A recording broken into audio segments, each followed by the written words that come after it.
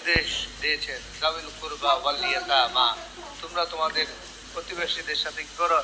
সৎ আচরণ করো, প্রতিবেশীদের সাথে ভালো ব্যবহার করো, আত্মীয় স্বজনদের সাথে ভালো ব্যবহার করো। এটা আল্লাহর নির্দেশ দিয়েছেন। অনুরূপভাবে মহানবী সাল্লাল্লাহু আলাইহি ওয়াসাল্লাম তিনিও প্রতিবেশীদের সাথে সৎ ব্যবহার করার জন্য নির্দেশ দিয়েছেন।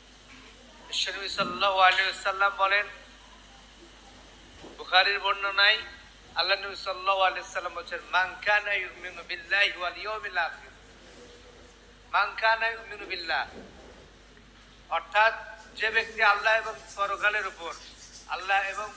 উপর বিশ্বাস স্থাপন করে, ফালা ইউযি